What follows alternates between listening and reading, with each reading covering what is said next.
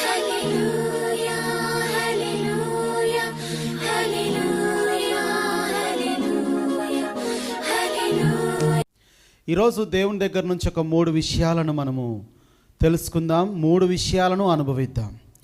3 విషయాలు చూడండి. ఆల్రెడీ పరిశుద్ధాత్మ దేవుని సన్నిధి ఇక్కడ ఉంది. ఆల్రెడీ దేవుని సన్నిధి ఒక మంచు వలె కుమ్మరించబడుతున్నట్టుగా నేను గమనిస్తూ ఉన్నాను. దేవుని I sense this the Holy Spirit is really flowing. ఇక్కడ నుంచి ప్రవహిస్తున్నట్టు ఐ కెన్ సెన్స్. సో దేవుని యొక్క కార్యము ఇక్కడ మనం చూద్దాం. మొట్టమొదటిగా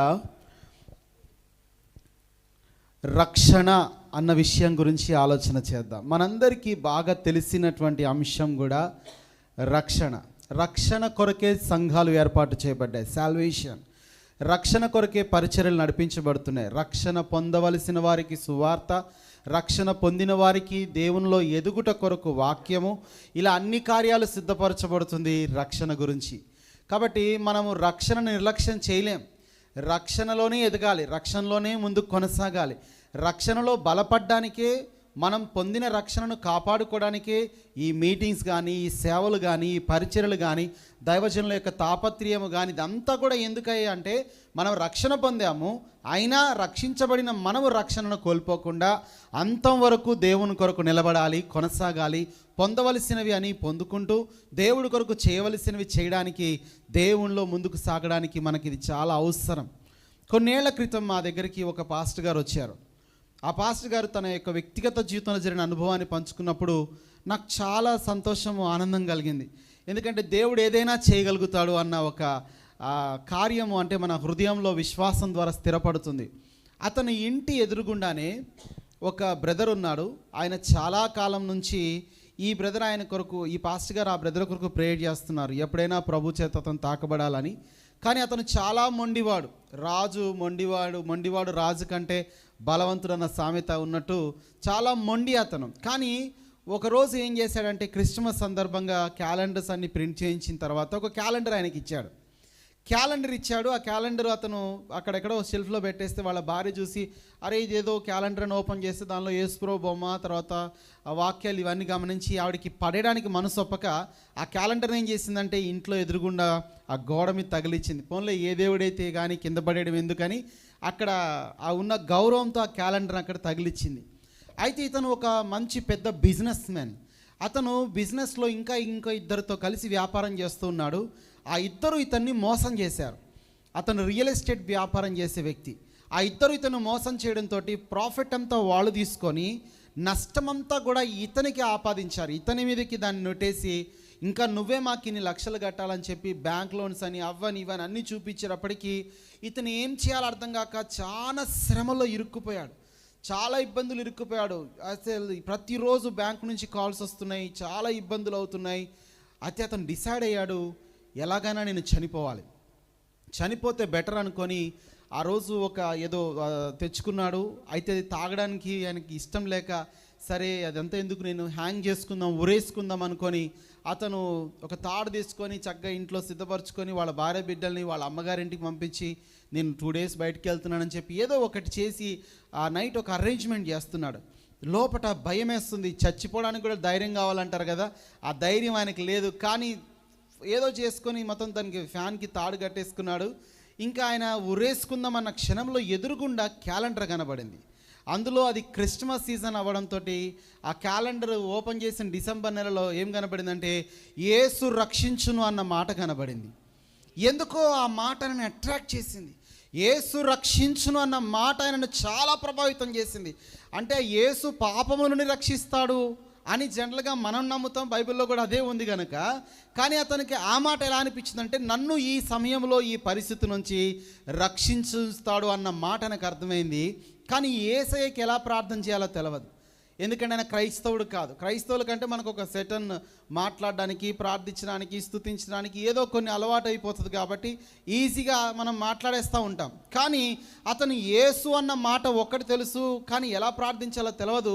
కానీ ఆ రాత్రంతా ఆ మాటను పట్టుకొని యేసు రక్షించును అన్నావు కదా, నన్ను రక్షించి యేసు అంటే ఈ సమస్య నుంచి, ఈ అప్పుల బారి నుండి, ఇబ్బందులు తెల్లారితే బ్యాంకర్స్ వచ్చి ఇంటికి తాళం వేస్తా అన్నారు, సీల్ చేస్తా అన్నారు, అప్పులోళ్ళు వచ్చి ఏదో పంచాయతీ చేస్తామన్నారు, ఇవన్నీ చెప్తూ ఉన్నారు కదా, ఇవన్నీ మైండ్లో తిరుగుతున్నాయి. ఆ రాత్రి అతను కంటిన్యూ ఒకటే వర్డ్ తీసుకున్నాడు, యేసు రక్షించు, నన్ను రక్షించు. చాలా మారుమూల గ్రామంలో ఏదో ఒక ల్యాండ్ని ఇచ్చారు, అంటే మంచి ప్రాఫిటబుల్గా ఉన్న విలువైన భూమిని ఏమన్నా వాళ్ళు దోచుకున్నారు స్నేహితులు. కానీ ఆ పార్ట్నర్స్ ఇతనికి మాత్రం ఎక్కడో వాల్యూ లేనిది ఒక బీడు భూమి లాంటిది పాడైన భూమిని నీకు ఇచ్చారు. అది ఎందుకు పనిచేయదు, ఎప్పుడు చూసినా ముళ్ళ పొదలు, అన్ని రాళ్ళు రప్పలు తప్ప ఎందుకు పనిచేయలేదు. ఈ 2 నెలలు అయిన తర్వాత ఆయనకు ఒక ఆఫర్ వచ్చింది. ఒక వ్యక్తి అతను ఎత్తుక్కుంటూ వచ్చాడు. సార్, అక్కడ పలానా భూమి మీదే అని మాకు తెలిసింది, మా కంపెనీకి ఆ భూమి చాలా ప్రత్యేకమైంది, ఒకవేళ కనుక మాకు కంపెనీకి ఆ భూమి ఇస్తే మీకు చాలా డబ్బు ఇస్తారు మా భూమి ఆ యొక్క కంపెనీ వాళ్ళు అని చెప్పి వాళ్ళు ఆఫర్ ఇవ్వడం జరిగింది. ఇతనికి మతిపోయింది. ఒకటి, బ్యాంకర్స్ రావడం లేదు, రెండోది ఏమన్నా అక్కడ నుంచి అప్పులోళ్ళు చివరితే పంచాయతీ పెడతామన్నారో దానికి వాళ్ళు రావట్లేదు, మూడోది ఏ భూమి పనికి మాలిందన్నారో ఆ భూమే ఎక్కడ ఉండి 2-3 కిలోమీటర్ల లోపలికి వెళ్తే తప్ప ఆ భూమి రాదు, అది వాళ్ళ కంపెనీకి అనువైన భూమి అంట, ఆ భూమి మాకు ఇస్తే మీకు చాలా డబ్బులు ఇస్తామన్నారు. అయితే విషయం ఏంటంటే అద్భుతం జరిగింది, ఆయనకి ఆ భూమి ఇవ్వడం జరిగింది, ఎంతో డబ్బు వచ్చింది, అతను అప్పులన్నీ తీర్చేసి ఒక భూమి కొనుక్కున్నాడు. ఆ భూమి పక్కనే పెద్ద హైవే పడడంతో ఆ భూమి చాలా విలువైనటువంటి భూమిగా మారిపోయింది. ఏమిటి ఆ మాట, యేసు రక్షించును. మనకు కూడా క్రిస్మస్ సీజన్లోకి ఎంటర్ అవుతున్నాం కదా. ఇప్పుడు ఈ నెల నుంచి మన క్రిస్మస్ సీజన్ స్టార్ట్ అవుతుంది. అంటే జనరల్గా ఎక్కడ చూసినా ఈ సమయంలో యేసుప్రభు యొక్క జన్మ వృత్తాంతాలను లేక యేసుప్రభుకు సంబంధించిన అనేకమైనటువంటి ఆ టైంని, ఆ యొక్క విషయాలని ధ్యానిస్తూ ఉంటాం కదా. దానిలో ఒకటి ప్రాముఖ్యమైన మాట మనం గమనిస్తే బైబిల్లో లూకాసు వార్త 2:11 నేడు రక్షకుడు మీ కొరకు పుట్టి ఉన్నాడు, బెత్లెహేమ్ అనే పురములో రక్షకుడు మీ కొరకు పుట్టి ఉన్నాడు. అయితే ఈయన రక్షకుడు ఎవరికి అంటే 1 తిమోతి 4:10 ఆయన అందరికీ రక్షకుడు, ముఖ్యముగా ఆయన యందు విశ్వాసం ఉంచిన వారికి రక్షకుడు. రక్షణ గురించి బైబిల్ చాలా అద్భుతంగా, మీకు తెలుసా, ఎక్కడా లేనంత రిచ్ సబ్జెక్ట్ సాల్వేషన్కి సంబంధించి బైబిల్లో రాయబడి ఉంది. ఏమిటి అంటే సాల్వేషన్, మాథ్యూ 1:21, మత్తయి సువార్త 1:21 ఆయన వారి పాపముల నుండి వారిని రక్షించును. లూకా 1:77 దేవుడు మనుషులకు రక్షణను గురించిన జ్ఞానం అనుగ్రహిస్తాడట. సాల్వేషన్కి సంబంధించిన రక్షకుని గురించిన జ్ఞానాన్ని ఇస్తాడు ఆయన రక్షిస్తాడు. అయితే దేవుని యొక్క ఉద్దేశము కేవలం మనిషిని రక్షించడం మాత్రమే కాదు. ఎందుకంటే రక్షణ పొందకముందు ఎన్నో నష్టపోయాం మన జీవితంలో. రక్షణ లేనప్పుడు, రక్షణలోకి రాకముందు, రక్షకుడు తెలవకముందు అపవాది ఆధీనంలో ఉండి, చీకటిలో ఉండి, లోకములో ఎన్నో రకాలుగా దాడి చేయబడ్డారు. ఆత్మీయంగా దాడి చేయబడ్డారు, భౌతికంగా దాడి చేయబడ్డారు, కుటుంబాల్లో దాడి చేయబడ్డారు, ఫిజికల్గా, స్పిరిచువల్గా, ఫైనాన్షియల్గా ఎన్నో రకాలుగా బంధించబడి బాధించబడ్డారు. కాబట్టి రక్షించడం దేవుని యొక్క మొదటి ప్రాముఖ్యమైన ప్రయారిటీ. అందరూ అంతటా రక్షణ పొందాలి, దేవుని యొక్క ఆశ. మనం చాలాసార్లు మన ఆశలు దేవుడికి చెప్తూ ఉంటాం, చాలా ఆశలు మనం దేవుడికి చెప్తూ ఉంటాం కదా. అయితే గమనిద్దాము, దేవునికి ఒక ఆశ ఉందంటే అందరూ రక్షణ పొందాలి. దానిలో పిల్లలని పెద్దవాళ్ళని భేదం ఏమీ లేదు, కానీ అందరూ రక్షణ పొందడం లేదు. అయితే దేవుని ఆశ ఏమిటంటే అందరూ రక్షణ పొందాలి. అందుకే యేసు ప్రభువుని మన కొరకు పరిచయం చేశాడు ఆయన. అందుకే యేసు ప్రభు రక్షకుడిగా మనకు ఆయన అవతరించాడు. రక్షణ ద్వారా అందుకని మనం ఎన్నో దీవెనలు పొందుతున్నాం. ఈ దీవెనలన్నీ కూడా దేనికి తెలుసా, మనం పొందిన రక్షణను బలపరచడానికి. ఎన్నో మెరాకల్స్ మన లైఫ్లో చూస్తున్నాం, ఎన్నో అద్భుతాలు చూస్తున్నాం. యాక్చువల్లీ అద్భుతాలు మనల్ని రక్షించలేదు, రక్షకుడు సపరేట్గానే ఉన్నాడు మనకి. అయితే మనం పొందిన రక్షణ మనకున్న దేవుడు శక్తిమంతుడు అని ప్రూవ్ చేయడానికి అద్భుతాలన్నీ కూడా జీవితంలో జరుగుతూ ఉన్నాయి. కాబట్టి రక్షణ, అందుకనే మన జీవితంలో రక్షణ కొరకైనా లేక ఇతరుల జీవితంలో రక్షణ కొరకైనా దేవుడు ఎన్నెన్నో కార్యాలు చేస్తూ ఉంటాడు. సింపుల్గా నేను చెప్పాలనుకున్న మాట మొట్టమొదటి ఏమిటంటే, మనము రక్షణను గురించిన కంప్లీట్ అవగాహనలో మనం కొనసాగాల్సిన అవసరత ఉన్నది. అయితే దేవుడు మనల్ని రక్షణతోనే మాత్రం అప్పుడు రక్షణలో మరి 2 దీవెనలు ఆగి ఉన్నాయి. రక్షణలో మరి 2 దీవెనలు దాగి ఉన్నాయి. ఏమిటంటే, ఒకటి దానిలో విమోచన. రక్షణ ఏం చేస్తుంది, మనల్ని దేనిలోకి నడిపిస్తుంది? విమోచన. చెప్తారా అందరూ కూడా? మీ పక్క వారికి చెప్పండి, పర్వాలేదు, ఇదేం చెడ్డ మాట కాదు. చెప్పకూడని మాట ఏమి కాదు. రక్షకుడు మనకేం కలగజేస్తున్నాడు? విమోచన. చెప్పాలి గట్టిగా. కొలస్సీలకు రాసిన పత్రిక 1వ అధ్యాయం 14వ వచనం. The second point is redemption. Salvation, redemption. రక్షణ పొందినటువంటి మనకు రక్షణలో జరుగుతున్నటువంటి అద్భుతం ఏమిటంటే విమోచన కార్యం. ఎందుకంటే మన విమోచన కొరకు యేసు ప్రభు తన ప్రాణాన్ని పెట్టాడు. మత్తయి సువార్త 26లో చెప్తాడు ఆయన, అనేకుల కొరకు, అనేకుల పాపముల కొరకు, ఒక నూతన నిబంధన స్థాపించట కొరకు, ఇదిగో అనేకుల కొరకు నేను నా రక్తాన్ని క్రయధనముగా, నా ప్రాణాన్ని క్రయధనంగా. నిజం చెప్పాలంటే రక్షణ మనకు చాలా ఉచితంగా ఇవ్వబడింది, కానీ యేసు ప్రభుకు ఉచితం కాదు. సాల్వేషన్ మనకు ఫ్రీగా ఇవ్వబడ్డది, కృప మనకు ఫ్రీగా ఇవ్వబడ్డది, సువార్త మనకు ఫ్రీగా ఇవ్వబడ్డది, దేవుని అనుగ్రహం మనకు ఉచితంగా ఇవ్వబడ్డది. కానీ దాని కొరకు యేసు ప్రభు వెల చెల్లించాల్సి వచ్చింది. దానిలో ఏ డౌట్ లేదు. అంటున్నాడు, నా ప్రాణమును క్రయధనముగా పెట్టినందుకే మీకేమొచ్చింది? రక్షణ వచ్చింది. అందుకే సాల్వేషన్ చాలాసార్లు సింపుల్గా తీసుకుంటాం, కానీ మీరు బయటికి రావాలి. రక్షణ మనకు తెరుస్తున్న గొప్ప ద్వారం ఏమిటంటే విమోచన. మనల్ని విడిపిస్తుంది. ఖచ్చితంగా దేని ప్రభావం కింద ఉన్నామో దాని నుంచి బయట తీసుకొని వస్తుంది. ఖచ్చితంగా డెలివరెన్స్. అందుకే నాడు ప్రభువాత్మ నా మీద ఉన్నది, బీదలకు సువార్త ప్రకటించడానికి, నలిగిన వారిని ఏం చేయడానికి, బంధించబడిన వారిని ఏం చేయడానికి, విడిపించడానికి, చెరసాలలో ఉన్న వారిని ఏం చేయడానికి, విడిపించబడానికి. 18 ఏళ్ల నుండి ఒక ఆమె బలహీనపరుచు ఆత్మతో బాధించబడుతుంది. అదే చర్చిలో, అదే సంఘములో, అదే సెనగోగులో, అదే సమాజ మందిరంలో ప్రతి శనివారం వెళ్ళి అక్కడ కూర్చొని ఉపదేశం వింటూనే ఉంది. ప్రతి శనివారం ధర్మశాస్త్రోపదేశకులు ఏదో ఒక వాక్యాన్ని బోధిస్తూనే ఉన్నారు, కానీ ఆమె బంధించబడింది. ప్రభు అన్నాడు, అపవాది ఆమెను బంధించి ఉంచింది. లూకాసు వార్త 13వ అధ్యాయంలో మనకి స్టోరీ కనబడుతుంది. అపవాది ఆమెను బంధించి ఉంచింది. అయితే నేను స్వతంత్రుడిగా చేయడానికి వచ్చాను, నేను స్వతంత్రుడిగా చేయడానికి వచ్చానామని అని చెప్పాడు. నువ్వు రా, బంధకము నుంచి బయటికి రా. మనం రక్షణ పొందుతాము, కానీ చాలా విషయాల్లో స్టిల్ ఏదో ఒక బంధకాలలో చాలామంది ఉంటారు. కొందరు ఆర్థికపరమైన బంధకాలు, కొందరు అనారోగ్యపరమైన బంధకాలు, కొందరు రకరకాలైనటువంటి ఒత్తిడితో కూడినటువంటి బంధకాలు. వారి జీవితంలో అభివృద్ధి కనబడదు, వారి జీవితంలో ఆశీర్వాదం కనబడదు, వారి జీవితంలో ఎంత చూద్దామనుకున్న ఆ దేవుని కార్యం యొక్క ప్రబలనం వారి జీవితంలో కనబడదు. ఏదో ఒకటి బంధించబడుతుంది. అయితే గమనించండి, యేసు ప్రభు కేవలం రక్షకుడు, కేవలం రక్షిస్తాడని మాత్రమే కాదు. ఆయన అంటున్నాడు, నేను విమోచించడానికి వచ్చాను. కుమారుడు స్వతంత్రుడిగా చేయడానికే వచ్చాడు. నేను స్వతంత్రుడిగా చేయడానికి వచ్చాను. అందుకే ప్రభు ఆత్మ ఎక్కడ ఉందో అక్కడ దేవుని యందు ఏముంది? మనకి స్వాతంత్ర్యం ఇవ్వబడింది. హల్లెలూయా, హల్లెలూయా. ఎన్నో శ్రమల చేత దోచుకోబడి, ఇబ్బంది పెట్టబడి, బైబిల్లో ఒక వాక్యం ఉంది. ఇర్మియా గ్రంథంలోకి మనం వెళ్దాం, ఒకసారి చూద్దాం. 49వ అధ్యాయం 19వ వచనంలో ఎవరైనా ఓపెన్ చేస్తారా బైబిల్ని? దయచేసి చదవండి. ఇర్మియా గ్రంథం 49వ అధ్యాయం, Jeremiah, book of Jeremiah chapter 49 verse number 19. ఒకసారి చదవండి.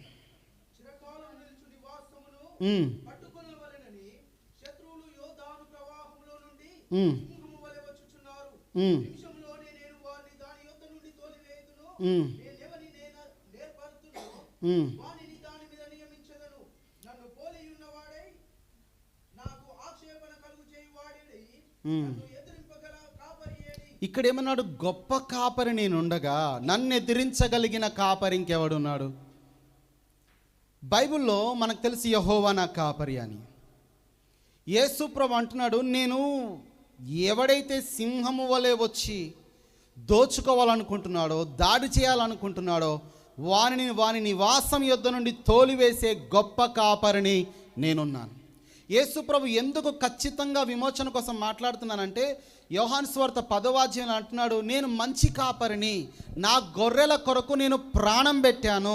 దొంగ దోచుకోవడానికి, నాశనం చేయడానికి, హత్య చేయడానికి వస్తాడు, కానీ నేను నా గొర్రెల కొరకు ఏం పెట్టాను? ప్రాణం పెట్టాను.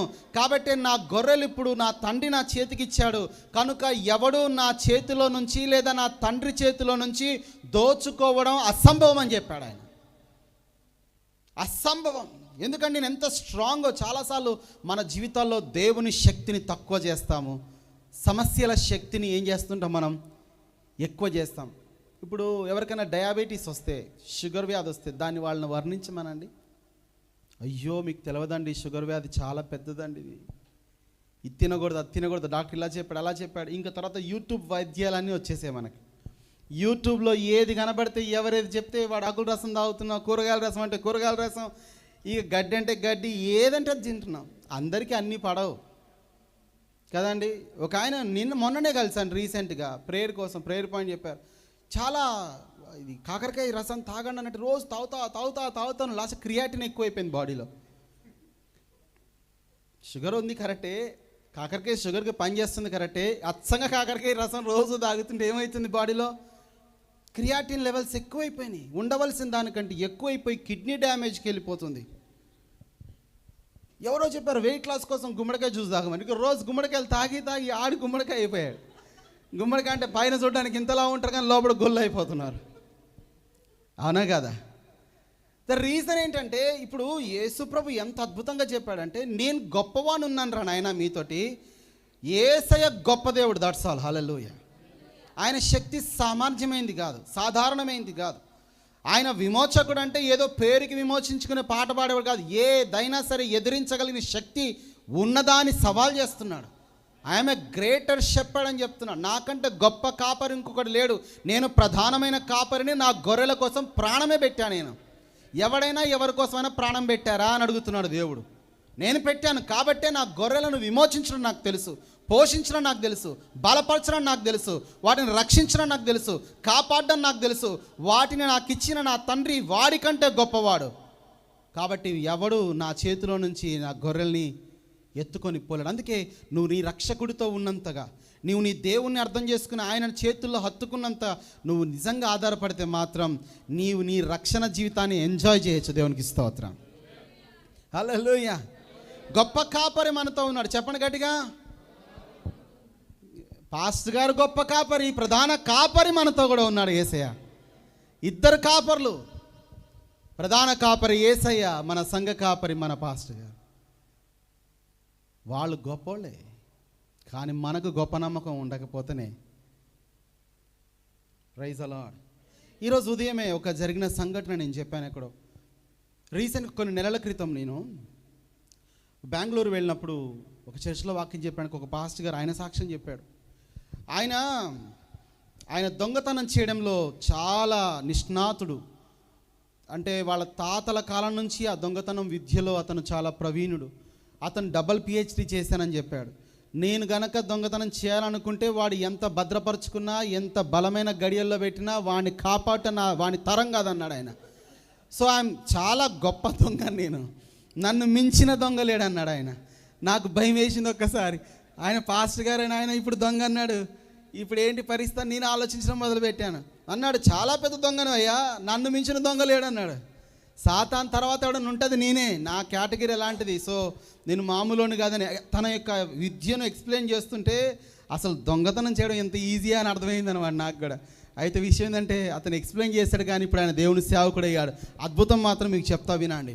అతను చాలా కాలం అంటే చాలా బ్రహ్మాండంగా ఆయన ఈ దొంగతనాల విద్యలో ఆరితేరి మంచి చాలా సక్సెస్ఫుల్గా ఉన్న సమయంలో ఒక అమ్మాయిని చూసి ప్రేమలో పడ్డాడు. ఆ అమ్మాయిని కొన్ని నెలలుగా వెంబడిస్తున్నాడు. విషయం ఏంటంటే ఆ అమ్మాయి తన వైపు తిరిగి కూడా చూడట్లేదు, కనీసం కంటి చూపుతో కూడా చూడట్లేదు, నవ్వను కూడా నవ్వట్లేదు.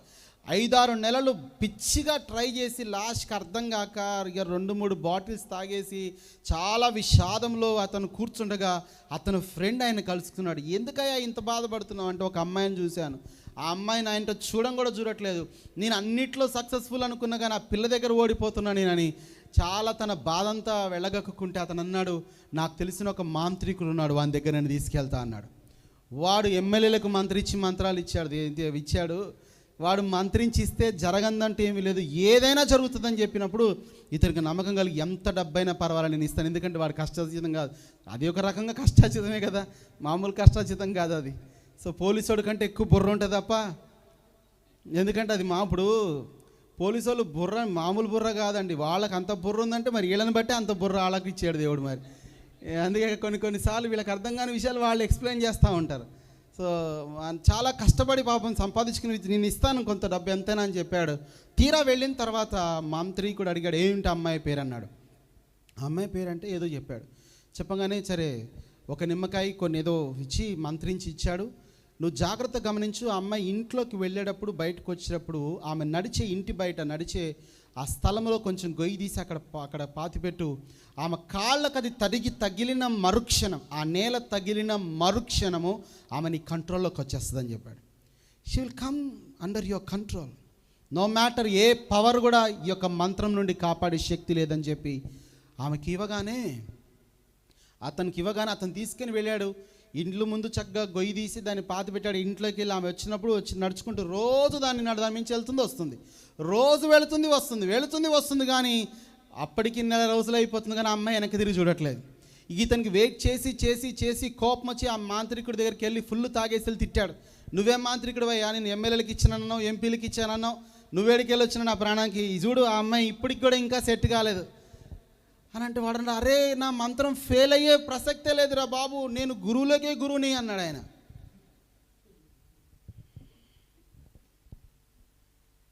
అన్నాడు ఆ మంత్రగాడు, నాకు ఇల్లు చూపు అని నైట్ సాయంత్రం పూట వెళ్ళాడు. నాకు ఆ ఇల్లు చూపు అసలు, ఎందుకంటే ఇది నా ఇజ్జత్కి సవాల్, ఇది నా పరువు పోతుంది ఇక్కడ నువ్వు డబ్బులు పురాది ప్రసక్తి, ఇప్పుడు ఏంటిది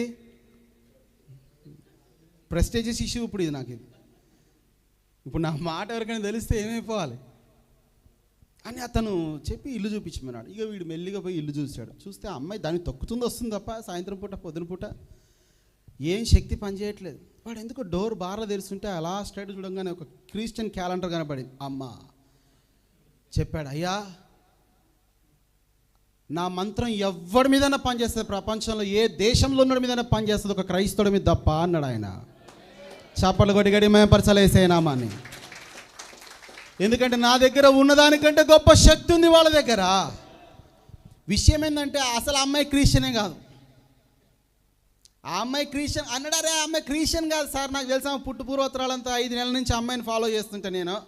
ఆ క్రిస్టియన్ కాదంటే మరి కాదు, క్రిస్టియన్ క్యాలెండర్ ఉంది ఇంట్లో అనగానే ఇతను అన్నాడు, నా పవర్ కంటే గొప్ప పవర్ ఉంది, ఆయన చాలా శక్తిమంతుడని ఎప్పుడైతే ఇతనికి చెప్పగానే ఇతను భయపడ్డం మొదలైంది ఇతనిలో. ఎందుకు భయపడ్డాడంటే ఇప్పుడు యేసు ప్రభు ఈయననేమైనా చేస్తాడేమో అని భయపడ్డాడు. ఇక ఈ రోజు దొరికిన చోటల్లా కనబడిన చోటల్లా ఏడ చర్చి కనబడితే అక్కడ నిలబడ్డా, యేసయ్యా నన్ను క్షమించయ్యా, నేను ఉట్టిగానే ఎంటపడ్డాను, ఆమె వెనుక నువ్వు ఉన్నావని నాకు తెలియదయ్యా, ఆమె వెనుక నువ్వు ఉన్నావని నాకు తెలియదు, రోజుకి అనేక సార్లు యేసయ్యను క్షమాపణ అడుగుతున్నాడు, భయపడుతాడు. తీరా అమ్మాయి క్రిస్టియన్ కాదు, కానీ 2-3 వారాల క్రితమో 4 రోజుల క్రితమో ఎవరో ఆ క్యాలెండర్ ఇస్తే ఫ్రెండ్ దానిలో పెట్టుకుంటే అది చూసి సంతోషిస్తూ ఉంది అమ్మాయి. జస్ట్ అందుకే బైబిల్ ఉంది, ఆయనను చూడగా వారి కనులకు వెలుగు కలిగాను. వాక్యమును జస్ట్ చూసి ఆనందిస్తేనే ఆమె ఇంటికి దేవుడు కృపా కాపుదల ఇస్తే, వాక్యాన్ని చదువుకునేవారమండి మనం, వాక్యాన్ని ధ్యానించేవారం మనం, వాక్యం వినుచున్న వారము, నమ్ముచున్న వారము, వాక్యమును ప్రకటిస్తున్న వారము, ఇంకెంత శక్తివంతంగా మనలో ప్రభు పనిచేస్తాడు. దేవునికి స్తోత్రం. హల్లెలూయా చెప్పండి గట్టిగా. ఏం జరిగిందంటారు తెలుసా? అతను భయపడిపోయాడు, చాలా భయం వచ్చింది. ఏదో సూపర్ పవర్ అన్నాడు. ఇప్పుడు యేసు ప్రభు నా ఇంట పడతాడేమో, నన్ను చంపుతాడేమో అని రోజు దేవుని క్షమాపణ అడుగుతున్నాడు. కానీ యేసయ్యా నన్ను క్షమించు, సారీ జీసస్ తప్పైపోయింది, నా ఇంకొకసారి చేయను, ఇంకోసారి అమ్మాయి వెంట పడనంటున్నాడు. కానీ ఆ భయం పోవట్లేదు. అయితే రోడ్డు పక్క నుంచి వెళ్తుంటే అక్కడ అన్ని బొమ్మలు అమ్మే వాళ్ళు ఉంటారు కదా, రకరకాల దేవుళ్ళ బొమ్మలో యేసు బొమ్మ కూడా ఉంది అక్కడ. ఆ బొమ్మ తెచ్చుకున్నాడు, ఇంట్లో పెట్టుకున్నాడు, కొబ్బరికాయ కొడుతూ దానికి పూజ చేస్తూ నన్ను క్షమించు అంటున్నాడు. కానీ అతనికి ఆ భయం పోవట్లే. ఇట్లా కాదని చెప్పి 40 రోజులు ఆయన ఉపవాసం స్టార్ట్ చేశాడు. 40 రోజులు ఉపవాసం ఉండి క్షమాపణ అడుగుతున్నాడు, నన్ను క్షమించు, నువ్వు నన్ను ఏమి చేయకు, నేను ఉట్టిగా నువ్వు అమ్మాయి వెనక నువ్వు ఉన్నావని నాకు తెలియదు, ఎందుకంటే నువ్వు చాలా శక్తిమంతుడు అని అతను మంత్రగాడు చెప్పాడు, కాబట్టి నన్ను క్షమించు అని అడుగుతున్నప్పుడు మీకు తెలుసా అండి, అతను అలా ఫాస్టింగ్ ఉండగా పరిశుద్ధాత్మ దేవుడు అతను ఒప్పించడం మొదలుపెట్టాడు. తనలో ఉన్న పాపాలని ఒప్పుకోవడం మొదలుపెట్టాడు. పశ్చాత్తాపం మొదలైంది. 35వ రోజు రాత్రి అలాగే అతను అలాగే క్షమాపణ అడుగుతూ ఉండగా సడన్గా యేసు ప్రభు వెలుగా ఇంట్లోకి వచ్చింది. సడన్గా వచ్చింది. ప్రభు అతనితో మాట్లాడే, నా కుమారుడా నువ్వు నా కొరకు నిలబడబోతున్నావు, సాక్షిగా నా ఇదిగో నీక నుంచి నాకు సాక్షిగా, అదే మాటతో రాత్రి 2 గంటలకు ఆయనకు ఆ దర్శన భాగ్యం కలిగింది. వెంటనే లేచి పడుకున్న వాళ్ళ అమ్మ లేపాడు, అమ్మ నేను యేసును చూశాను, నేను ఇక యేసే కోసం బతకబోతున్నాను, ఏం చేయాలో తెలియదు. దగ్గరున్న పాస్టర్ గారి దగ్గరికి వెళ్ళాడు ఆయన, నాకు ఇట్లా యేసుప్రభు కనబడ్డాడా, నాకు చర్చ్ కోసం తెలియదు, ఏం తెలియదు, నన్ను సేవ అంటున్నాడు, సేవ అంటే ఏంటో నాకు తెలియదు అంటే ఆ పాస్టర్ గారిని హక్కును చేర్చుకొని రక్షణను బోధించి బాప్తిజాన్ని ఇచ్చి మారు మనసు పరిశుద్ధాత్మ నింపుదల అన్నీ ఏర్పరిచి అతన్ని సేవకుడిగా చేస్తే ఈరోజు 500 మంది సంఘం ఆయన సేవ. అక్కడ విషయం ఏంటంటే ఇంతకు ఆ అమ్మాయి నేను వదిలేశాడు, కానీ వేరే అమ్మాయితో పెళ్ళయింది, నీకు 2 పిల్లలు, ప్రశాంతంగా సేవ చేసుకుంటున్నాడు. ఇప్పుడు ఆ అమ్మాయి జోలికి కూడా పోతలేడు. హల్లెలూయా. కొంతమందికి కొన్ని ఉంటాయి ఈ రోగాల్లో, ఇదొక రోగం, పెళ్ళైనా ఇంకొకరి దగ్గరికి వెళ్ళే రోగాలు ఉంటాయి. సో ఆ రోగాల్లో ఈ రోగం లేకుండా దేవుడు ఈయన దర్శించి ఆ రోగంతో పాటు ఈ రోగాన్ని కూడా బాగు చేశాడు. Praise lord. మాయ రోగాలు అంటారు కదా, అవి అందాలకు ఏమంటారు, మందులకు చిక్కవు, స్కానర్లకు చిక్కవు, టెస్టులకు చిక్కవు, బ్లడ్ టెస్టులకు, ఏదేనికి అవి మాయ రోగాలు. అవి వాటికి పేరు లేదు, ఊరు లేదు, అవి ఎట్లా వచ్చేది లేదు, ఎట్లా పోయేది లేదు. సే మాయ రోగం, దాని పేరే మాయ రోగం. సో మాయ రోగాలు చాలా ఉంటాయి. ఏ మాయ రోగమైనా సరే మాయం చేయగలని యేసే మన దగ్గర ఉన్నాడు. చెప్పాలి గట్టిగా హల్లెలూయా. ఆయన రక్షకుడు, విమోచించేవాడు. అన్నాడు, నా చేతి నుండి నా గొర్రెలను విడిపించుట అంత సాధ్యమే పని కాదు, వాటి కొరకు నేనేం పెట్టాను, నా ప్రాణమే పెట్టాను. నేను శ్రమలు వచ్చాయి జీవితంలో, రావని కాదు, బైబిల్ చెప్తుంది అభ్యంతరములు రాక మానవు. లోకములో మీకు శ్రమ. అయితే శ్రమలో ఉన్నప్పుడు యోబు చాలా ధనవంతుడు, బైబిల్ చెప్తుంది. బైబిల్లో యోబు గురించి 4 టెస్టిమనీస్ ఇవ్వబడ్డాయి. 4 testimonies were given for Job. 4 testimonies ఇవ్వబడ్డాయి. మీరు చూస్తారా బైబిల్? ఒకసారి ఓపెన్ చేద్దాం, యోబు గ్రంథంలోకి వెళ్దాం. 1వ అధ్యాయంలో 1వ వచనం, యోబు గ్రంథం 1వ అధ్యాయం 1వ వచనం. త్వరగా. యూజు దేశమునందు యోబు అనే ఒక మనుష్యుడున్నాడు. అతడు, చెప్పండి, 1 యథార్థవంతుడు, 2 జోబ్ 1:1, రెండోది న్యాయవంతుడు, మూడోది దేవుని యందు భయభక్తులు కలిగి. గమనించండి, అతనికి 4 సాక్ష్యాలు ఇవ్వబడ్డాయి. అంటే ఇప్పుడు దానిలో కనీసం ఒక సాక్ష్యం కూడా కొందరికి మన జీవితాల్లో ఉండదు. అసలు ఏ సాక్ష్యం లేకపోయినా నాకు దేవుడు ఎందుకు మోసం చేశాడు అంటాం మనం, న్యాయంగా చెప్పాలంటే. ఆయనకి ఇన్ని సాక్ష్యాలు ఉన్నప్పుడు కూడా దేవుడే స్వయంగా సాక్ష్యం ఇచ్చాడు, యోబు యథార్థవంతుడు అని. రెండోది సాతాను సాక్ష్యం ఇచ్చాడు, ఎవరి కోసము? యోబు కోసం. మూడవది ఆయన భార్య సాక్ష్యం ఇచ్చింది. అందరు సాక్ష్యం ఇచ్చు కానీ భార్య సాక్ష్యం ఇవ్వడం చాలా కష్టం. ఎక్కడైనా సాక్ష్యం పొందొచ్చు కానీ భార్య దగ్గర సాక్ష్యం పొందడం చాలా కష్టం. అవునా కదా చెప్పండి, అవునా కదా చెప్పండి. అప్పుడప్పుడు అనిపిస్తుంది, అబ్రహాముని దేవుడు ఎండవేళ బయటకు పిలిచి ఆకాశ నక్షత్రాలు లెక్కబెట్టి అన్నాడు. పిలిచింది ఎప్పుడండి? పగటి వేళ. మీరు చూడండి, ఆదికాండం 15వ అధ్యాయంలో పగటి వేళ ఎండకు బయటకు పిలిచి ఆకాశ నక్షత్రాలు లెక్కబెట్టి అంటే ఆయనకు పగలే నక్షత్రాలు చూపించాడు దేవుడు. లెక్కబెట్టి అన్నాడు. ఈ ఎండ కనబడతాయి అవి, అవన్నా లెక్కబట్టి వచ్చినేమో కానీ మా ఇంట్లో ఉన్న మావిడి చీరలు లెక్కబెట్టడం కష్టం అన్నాడట ఒక ఆయన. హల్లెలూయా. ఎందుకంటే అవి నా కష్టం, లెక్క పెట్టడం ఈజీయే, కానీ మావిడి శారీస్ లెక్క పెట్టడం సంవత్సరానికి చాలా కష్టం సార్, ఇలాంటి పెద్ద పని పెట్టకండి అన్నాడట. సో సాక్ష్యము మరి భార్య కూడా, ఇంకనూ నువ్వు నీ యథార్థతను వదలకయుందువా. ఎవరు మామూలు సాక్ష్యం ఏంటిది? దేవుడు అన్నాడు ఇతను యథార్థవంతుడని, సాతాను ఒప్పుకున్నాడు ఇతను యథార్థవంతుడని, భార్య ఒప్పుకుంది ఇతను యథార్థవంతుడని. ఇదంతా కూడా దేవుని దూతల సమక్షంలో జరుగుతుంది, దేవుని దూతలు సాక్ష్యమే. ఇంతగా ఉండగా సడన్గా యోబు జీవితంలో ఉన్నటువంటి ఐశ్వర్యం అంతా ఒకే దెబ్బకి పోయింది. పిల్లలు పోయారు, ఐశ్వర్యం పోయింది, ఆరోగ్యం పోయింది, ఘనత పోయింది. యోబు అంటున్నాడు, నేను మీ మధ్యలో రాజునై ఉంటిని, న్యాయాధిపతినై ఉంటిని, మీ సభలలో ప్రముఖుడినై ఉంటిని, నేను వస్తుండగా వృద్ధి సైతం నిలబడి నాకు నమస్కారం చేయించుంటిని, పెద్దలు కూడా వారి నోటి మీద వేలేసుకున్నారు. సో అది నా పొజిషన్. అంతటి గౌరవప్రదమైనటువంటి, ఘనతపరమైనటువంటి, దీవెనకరమైనటువంటి ఆత్మీయ పొజిషన్లో, శారీరకమైనటువంటి జీవితంలో కూడా సకల సమృద్ధితో ఉన్నప్పటికీ అతనికి శ్రమ వచ్చింది. మామూలు శ్రమ కాదు. చాలామంది అంటారు నాకు యోబు లాంటి శ్రమలు అంటారు. ఒక్కటి వస్తే చాలు నాయన, దాని యోబులా శ్రమ అంటావా నువ్వు? నిజం చెప్పండి, చాలామంది, నేను చాలా దగ్గర విన్నా, నాకు యోబు లాంటి శ్రమలు వచ్చింది అంటే 10 మంది బిడ్డలను పోగొట్టుకోవడం మామూలు విషయమా అంటది. బైబిల్ అంటే నా శ్వాస నాకు అసహ్యమైన, నా శ్వాస నా భార్యకు అసహ్యమైన, ఎందుకంటే అంత కంపు కొడుతుంది నా ముక్కు నుండి వస్తున్నటువంటి గాలి, నా శరీరము నా దేహము నుండి విడిపోవచ్చున్నది అంటాడు కదా. అంతటి భయంకరమైన శ్రమ మామూలుగా. ఆస్తి పోవడం అంటే పోనీ ఏదో లెక్కలు వేసుకోవచ్చు, కానీ ఆరోగ్యం క్షీణించిపోయి ఎముకలన్నీ కూడా ఊడిపోతూ భయంకరమైన పరిస్థితులు అతను ఉండగా, అయితే అతను దేన్ని యందు విశ్వాసం ఉంచాడు తెలుసా? దేవుడిచ్చే విమోచన మీద నమ్మకం ఉంచాడు ఆయన. అంతటి గొప్ప శ్రమలో అతను నమ్మిన మాట ఏమిటి తెలుసా? దేవుని యొక్క రిడెంప్షన్ మీద విశ్వాసాన్ని కలిగి ఉంచాడు. అందుకే అంటాడు, మై రిడీమర్ ఈజ్ అలైవ్. 19వ అధ్యాయం 25వ వచనం.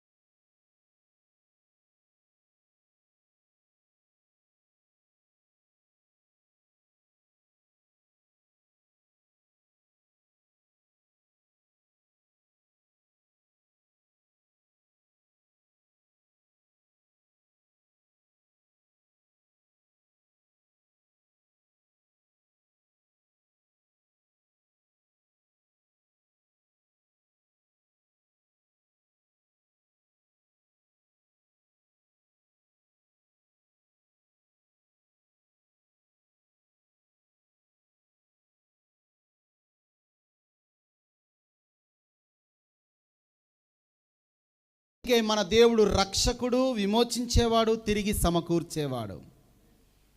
ఫైనల్ వర్డ్ చెప్పాలనుకుంటున్నాను, ఏంటి తెలుసా అండి? He is our restorer. ఆయన మనల్ని సమకూర్చేవాడు. బైబిల్లో మీరు గమనిస్తే యోబు పోగొట్టుకున్న దానికిను దేవుడు ఇచ్చిన దానికి ఒకసారి మనం ఆలోచన చేద్దాం. యోబు బిడ్డల్ని పోగొట్టుకున్నాడు, దేవుడు మరలా ఇచ్చాడు. యోబు ఆరోగ్యాన్ని పోగొట్టుకున్నాడు, దేవుడు మరలా ఇచ్చాడు. యోబు ఆస్తిని పోగొట్టుకున్నాడు, దేవుడు మరలా ఇచ్చాడు. దేవుడు, మీరు చూడండి, దేవుడు అతను పోగొట్టుకుంది నన్ను విమోచిస్తాడు అనుకున్నాడు అంతే, కానీ విమోచించడమే కాదు, దేవుడు ఆయన మరలా రిస్టోర్ చేశాడు. తన జీవితాన్ని రిస్టోర్, పోగొట్టుకున్న ఘనతను, పోగొట్టుకున్న ప్రభావాన్ని, పోగొట్టుకున్న సంతోషాన్ని, పోగొట్టుకున్న బలాన్ని, పోగొట్టుకున్న అవకాశాలు. ఎంతోమంది ఇక్కడ ఉన్నారండి ఈ సంఘంలో, కొన్ని అవకాశాల కొరకు ఎదురు చూస్తూ ఇంకా ఇంకా ఇంకా దేవుడు చేయడా. ఇక్కడ లోపల అడుగు పెట్టంగానే నాకు అనిపించింది, దేవుని ఆత్మ ద్వారా ఒక విషయం గమనించాను. ఏంటి తెలుసా? ఇంకా అద్భుతము చూడకపోయినా నిరీక్షణతో నిలబడిన వారు ఇక్కడ ఉన్నారు. ఇంకా వాళ్ళ జీవితంలో అద్భుతం చూడలే, ఇంకా వారి జీవితంలో దేవుని కార్యం చూడలే, ఇంకా వారి జీవితంలో దేవుడు చేయాలనుకున్న అద్భుతాలు వారి జీవితంలో ఇంకా వాళ్ళు అనుభవించకపోయినా ఎక్కడ అరాకొర విశ్వాసంతో నిలబడే ఉన్నారు. అయితే దేవుడిస్తున్న వాగ్దానం ఏంటి తెలుసా? నీ నిరీక్షణ నిన్ను సిగ్గుపరచదు, నీవు నమ్మిన నమ్మకము నిన్ను మోసపోయేటట్టు చేయదు. ఎందుకంటే నీకు ఒక విమోచకుడు ఉన్నాడు, ఆయన నిన్ను సమకూరుస్తాడు, ఆయన ఖచ్చితంగా. హల్లెలూయా. మీ అందరికీ తెలుసు, మత్తయి సువార్త 20వ అధ్యాయంలో ఒక అద్భుతమైనటువంటి ఉపమానం ఉంది. ఒక వైన్ యార్డ్ కోసం, దానిలో పనిచేసే లేబరర్ కొరకు వాక్యం రాయబడి ఉంది. పొద్దున్నే 6 గంటలకు, ఆ యొక్క దేశంలో పాలస్తీనా కంట్రీలో ఆ రోజుల్లో పొద్దున్న 6 గంటల నుంచి సాయంత్రం 6 గంటలు వర్కింగ్ టైమ్స్ అన్నమాట. పొద్దున్నే 6 గంటలకు వెళితే అక్కడ కొంతమంది వీధిలో కనబడ్డారు, తీసుకొచ్చి పనిలో పెట్టుకున్నాడు. మరలా 9ంటికి మేనేజర్ వచ్చి, సార్ పనులు సరిపోవట్లేదు, ఈరోజు పని ఎక్కువ ఉందంటే మళ్ళీ ఇంకొక వీధికి వెళ్తే అక్కడ 9 వరకు కొందరు కనబడితే వాళ్ళని తెచ్చి పనిలో పెట్టుకున్నాడు. తర్వాత మళ్ళా 12 గంటలకు మేనేజర్ వచ్చి, సార్ ఈరోజు పనోళ్ళు ఎక్కువ మంది కావాలి, కోతకు వచ్చింది, మరి ఏం చేయమంటారు పరిస్థితి అన్నప్పుడు మళ్ళా రోడ్డు మీదకి వెళ్తే 12 గంటలకు ఇంకొంతమంది బ్యాచ్ కనబడితే గుంపు వాళ్ళని తెచ్చి వర్క్లో పెట్టుకున్నాడు. మరలా 3 అలాగే జరిగింది. సాయంత్రం 5 గంటలకు కూడా అలాగే జరిగింది. 6 గంటలకు అందరికీ శాలరీ ఇచ్చి పంపించమన్నాడు, అందరికీ జీతం ఇచ్చి పంపించమన్నాడు. అయితే పొద్దున్న వచ్చిన వారికి సాయంత్రం 6 గంటల వరకు పనిచేసిన వాళ్ళకి 1 దినారం ఇచ్చాడు. సాయంత్రం 5 గంటలకంటే 1 గంట ముందే వచ్చి అలా పనిచేసిన వారికి హీ గేవ్ జస్ట్ 1 dinar కదా. ఆ మొదట వచ్చిన వాళ్ళు అడిగిన ప్రశ్న ఏమిటంటే, మేము పొద్దున్నుంచి పని చేసాం, మాకు అంతే ఇచ్చావు. వాళ్ళు గంట మాత్రం, just they work for only 1 hour, but you gave same amount, you made them equal కదా, మాతో మమ్మల్ని సమానం చేసేసావు కదా. అంటే ఎస్, ఆఫ్ కోర్స్, నీకు చెప్పినట్టుగా, నువ్వు పని చేస్తున్నట్టుగా, నీకు వాగ్దానం చేసినట్టుగా, నిబంధన చేసినట్టుగా, నీతో ఒడంబడిక చేసినట్టుగా నేను నీ పట్ల నమ్మకంగానే ఉన్నాను. అయితే వాళ్ళకి ఎందుకు సమానంగా ఇచ్చానంటే, వాళ్ళు పని చేసినందుకు కాదు, వాళ్ళకు నేను పే చేసింది పని చేసినందుకు కాదు. పని లేకపోయినా ఇంటికి తిరిగి వెళ్ళకుండా అక్కడే నిలబడ్డాడు చూడు పొద్దున్నుంచి. మీరు ఆలోచించండి, మీరే ఒకవేళ 6 గంటలకి వెళ్ళి నిలబడవలసిన పరిస్థితి మనమే ఉంటే 9 వరకు చూస్తాం మ్యాక్సిమం. 9 గంటల వరకు కూడా మనల్ని ఎవరు పనిలో పెట్టుకోకపోతే చివరిగా మనం ఎప్పుడు చూస్తామండి? చెప్పాలి మీరే. 10-11 వరకు చూస్తాం. 11 అయినా ఆ రోజు ఏం చేస్తావు నువ్వు? ఏం చేస్తావు? ఎవరు ఆ రోజు నిన్ను పనిలో పెట్టుకోకపోతే ఏం చేస్తావు? జనరల్గా ఆలోచించండి, తప్పుగా అనుకోకండి. ఏం చేస్తాం? 10-11 11 o'clock వరకు కూడా మనల్ని ఎవరు పనిలో పెట్టుకోకపోతే ఏం చేస్తావు? కానీ వాళ్ళు వెళ్ళలేదు, వెనక్కి తిరగలేదు. అద్భుతం చూడకపోయినా, దేవుని కార్యం పొందకపోయినా, ఇంకా జరగవలసిన ఏర్పాటు చొప్పున నిర్ణయించబడిన పరిశుద్ధాత్మ కుమ్మరింపు వారి జీవితంలో సమృద్ధిగా వారు అనుభవించకపోయినా, ఇంకా నిరీక్షణతోనే దేవుని కొరకు నిలబడి ఉన్నారు కదా. దేవుడు వాళ్ళకు వెయిటింగ్ పీరియడ్కి దేవుడు కట్టిస్తున్నాడు. వాళ్ళ పనికి కాదు దేవుడు, వాళ్ళు ఎదురు చూసినందుకు దేవుడు కట్టిస్తున్నాడు. హల్లెలూయా. దేవుని సంగమా, ఇక్కడ ఎదురు చూస్తున్న వారందరికీ దేవుడు ఇస్తే ఇదే మాట చెప్తున్నాడు. నీవు ఎదురు చూస్తున్నావు, ఏమీ పొందకపోయినా, కానీ 2025వ సంవత్సరము నిన్ను పొందుకునే దేవుడు మారుస్తాడు. ఆయన పొందుకునే పరిస్థితిలోకి దేవుడు తీసుకొని వస్తాడు. ఎదురు చూసావు, ఏమీ అనుభవించకపోయినా. ఒక పాస్టర్ గారు నేను కలిసినప్పుడు ఆయన, 40 సంవత్సరాల నుంచి సేవ చేస్తున్నానయ్యా, నా దగ్గర ఇంకా 50 మందే ఉన్నారు. ఎన్నోసార్లు అనిపించింది సేవ వదిలేద్దామని, కానీ 41వ సంవత్సరంలో అడుగు పెట్టగానే దేవుడు అన్నాడు, 40 సంవత్సరాలు నా కొరకు వేచి ఉన్నావా నా కుమారుడా అన్నాడు దేవుడు. ఆ ఒక్క మాట నా జీవితాన్ని బలపరిచిందయ్యా అన్నాడు ఆయన. నేను 40 మందినే ఇచ్చిన 40-50 మందిలో నమ్మకంగా ఉన్నావు కదా, నాకు అది నచ్చిందయ్యా అని దేవుడు ఆ మాట చెప్పినప్పుడు నా హృదయం ఉప్పొంగిపోయింది. నా సేవకుడు చెప్పాడు. అయితే దేవుడు అంతమందితో ఉంచలే, ప్రతి నిరీక్షణకు దేవుడు ఒక దినాన్ని తెరదించాల్సిందే. హల్లెలూయా. మన జీవితంలో ప్రతిదానికి ప్రారంభం ఉంది, ప్రతిదానికి ముగింపు ఉంది. అయితే మనము ప్రారంభము కాదు, ముగింపు కాదు. దేవుడు ఆదియు అంతమునై ఉన్నాడు. దేవుడు అల్ఫయు ఓమేగై ఉన్నాడు. ఆయనే ప్రారంభించేవాడు, ఆయనే ముగించేవాడు. ప్రసంగి 7:8లో ప్రతి దానికి దేవుడు అంతాన్ని తీసుకొని వస్తాడు. అయితే శ్రమకు కూడా అంతం ఉంది, వ్యాధికి కూడా అంతం ఉంది, రోగానికి అంతం ఉంది, కరువుకి అంతం ఉంది, అప్పులకు అంతం ఉంది, అవమానాలకి అంతం ఉంది, శోధనలకు అంతం ఉంది. ఏది కంటిన్యూ కొనసాగదు. హల్లెలూయా. ఏది కంటిన్యూ కొనసాగదు. చెప్పండి గట్టిగా. ఏది నిరంతరం కొనసాగదనండి. హల్లెలూయా కాదు. అయ్యా వెనుకున్న వాళ్ళు పెద్దలు చెప్తారా? ఏది నిరంతరము? నీ దుఃఖం నిరంతరం కొనసాగేది కాదు. మీకు 2 మాటలు నేను జస్ట్ వివరిస్తాను. మత్తయి సువార్త 4వ అధ్యాయం 1వ వచనం, లూకా సువార్త 4వ అధ్యాయం 1-2 వచనాల్లో అపవాది వచ్చాడు, శోధించాడు. బైబిల్ ఏం చెప్తుంది? అపవాది వచ్చాడు, శోధించాడు. దేవుడు పరిశోధిస్తడం వేరు, సాతాను శోధించడం వేరు. ఇంగ్లీష్లో అద్భుతంగా ఉంటుంది, God tested Abraham, Satan tempted. దేవుడు ఏమైనా టెస్ట్ చేశాడు, పరీక్షించాడు. సాతాను ఏం చేశాడు? శోధించాడు. టెంప్టేషన్కి టెస్ట్కి తేడా ఉంది. దేవుడికి ఏమన్నా గుడ్ ఇంటెన్షన్తో, మంచి ఉద్దేశంతో దేవుడు పరీక్షిస్తున్నాడు. ఆయన హృదయంలో మన పట్ల చెడ్డ అభిప్రాయం లేదు దేవునికి. అంటే మనం పాడైపోవాలి, పడిపోవాలి, ఓడిపోవాలన్న కాన్సెప్ట్ కాదు దేవుడికి. ఈ శోధనలో నా కుమారుడు పాస్ అవుతే నెక్స్ట్ దీవెనలోకి, ప్రమోషన్లోకి వాడిని తీసుకెళ్ళాలి అన్నది దేవుని ఉద్దేశం. కానీ సాతాను శోధన ఏంటి తెలుసా? నువ్వు పడిపోతే నువ్వు పరలోకం పోగొట్టుకుంటావురా, నువ్వు పడిపోతే నువ్వు విశ్వాసం నుండి తప్పిపోతావురా, నువ్వు పడిపోతే నువ్వు సంఘం నుండి దూరం అవుతావురా, నువ్వు పడిపోతే చాలు నువ్వు భక్తిని కోల్పోతావురా, నువ్వు పడిపోతే చాలు ప్రార్థన మానేస్తావురా. అది వాని దురుద్దేశం. అయితే బైబిల్ చెప్తుంది 1 పేతురు 5:10 కొంతకాలము శ్రమ పడిన పిమ్మట. అందరు చెప్పాలి గట్టిగా.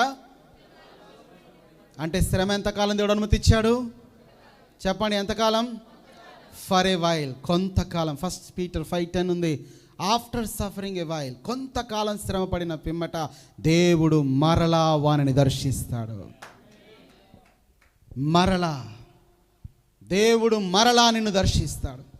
అయితే విషయం ఏంటంటే సాతాన్ని దేవుడు కంటిన్యూ నిన్ను శోధించనివ్వడు. దేవుడు అన్నీ దోచుకపోయాడు. ధనము, ఘనము, బలము, శక్తి, కుటుంబం అన్నీ దోచుకపోయినా దేవుడు అన్నాడు, ఒక్క నిమిషం ఆగు. యోబు గ్రంథం 27:2 నాసికారంధ్రములలో దేవుడు జీవవాయువును పట్టుకొని ఉంచాడు. మత్తయి సువార్తలో లూకా సువార్త మనం చదివినప్పుడు ఒక మనుషుడు యెరూషలేము నుండి యెరికోకు వెళుతున్నప్పుడు దొంగల చేతిలో చిక్కి దోచుకోబడ్డాడు, కొట్టబడ్డాడు, వివస్త్రుడిగా చేయబడ్డాడు. అన్నీ పోయాయి. చూడండి, డబ్బు పోయింది, బట్టలు పోయింది, ఆరోగ్యం పోయింది, అన్కాన్షియస్లో పడి ఉన్నాడు, స్పృహ లేకుండా పడి ఉన్నాడు. బైబిల్ చెప్తుంది కొన ప్రాణముతో వానిని విడిచిపోయారట దొంగలు. దేవుడికి మహిమ కలుగునుగాక. ఏం చెప్తున్నది? సాతాను ఇప్పటి వరకు కొందరు జీవితాల్లో చాలా దోచుకున్నాడు. దేవుడు దోచుకోవడానికి అనుమతి ఇచ్చి ఉండొచ్చు, లేక సాతాను దురుద్దేశంతో దోచుకొని ఉండొచ్చు. అయితే దేవుడు అన్నాడు, ఇంకా ఆగు, నీ సమయం అయిపోయింది, నువ్వు వెళ్ళాల్సిందే. ఇప్పుడు అపవాది ఆయనను విడిచిపోగా దేవదూతలు వచ్చి ఆయనకు పరిచర్య చేసిరి. 2024 వరకు, ఈ క్షణము, ఈ నెల వరకు సాతాను దోచుకున్న వాటిని దోచుకున్నగా దేవుడు అంటాడు, ఇక ఆపో, ఇక దీవించే సమయం వచ్చింది, నేను దర్శించే సమయం వచ్చింది, నేను కనికరించే సమయం వచ్చింది, నేను బాగు చేసే సమయం వచ్చింది. అయితే ఈసారి రెట్టింపు దీవెనతో నా కుమారుని దీవించనేమో, తాను పోగొట్టుకున్న దానికంటే రెట్టింపు పరిచర్యని ఇవ్వనేమో, తాను పోగొట్టుకున్న దానికంటే రెట్టింపు సంఘాన్ని ఇవ్వనేమో, తాను పోగొట్టుకున్న దానికంటే రెట్టింపు శక్తిని ఇవ్వనేమో, రెట్టింపు అభిషేకాన్నేమో, రెట్టింపు ప్రత్యక్షతనేమో, రెట్టింపు దేవుని జీవము రానివో. ఎందుకంటే ఈసారి నిన్ను దర్శిస్తున్నవాడు జీవం గల దేవుడు. యోబు పోగొట్టుకున్నాడు కానీ మరలా పొందుకున్నాడు. అందరూ చెప్పండి, పోగొట్టుకున్నా పొందుకున్నాడు. మళ్ళీ చెప్పండి, పోగొట్టుకున్నా. చెప్పాలి ఇంకోసారి గట్టిగా, పోగొట్టుకున్నా. చెప్పాలి ఈ పక్కన, నువ్వు పోగొట్టుకున్నావేమో కానీ మరలా పొందుకుంటావని చెప్పి యేసునామములో. Maybe you lost but again you will receive it back. Again you will receive it. నువ్వు పొందుకుంటావు. చెప్పండి మీ పక్క వాళ్ళకి, అంత మొహమాటం ఏంటండి బాబు? లూలు మాల్లో చేపలు బాగా ఉన్నాయండి, తక్కువ దొరుకుతున్నాయి అంటే టక్కని ఏ మొహమాటం లేకుండా చెప్తారు కదండి. ఇదేమైందని చెప్పడానికి చెప్పండి, దేవునికి మరలా ఇస్తాడని చెప్పండి. ఇస్తాడు, నీ సంతోషాన్ని మరలా ఇస్తాడు, నీ ఆనందాన్ని మరలా నీకు ఇస్తాడు, నీ గౌరవాన్ని మరలా నీకు ఇస్తాడు.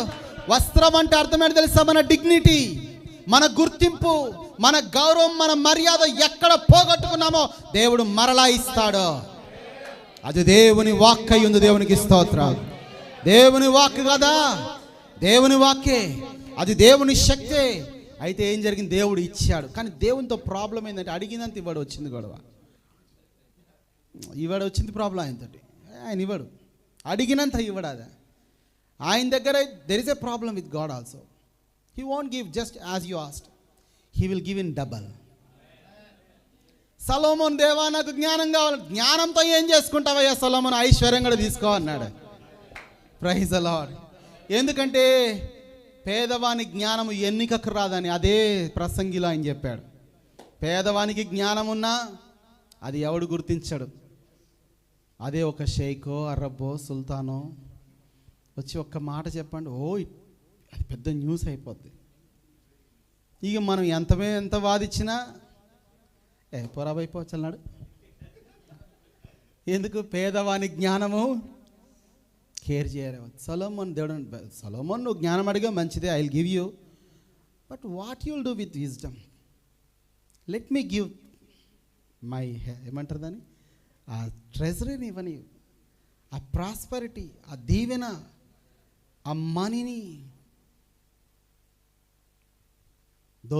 దోచుకోబడిందేమో.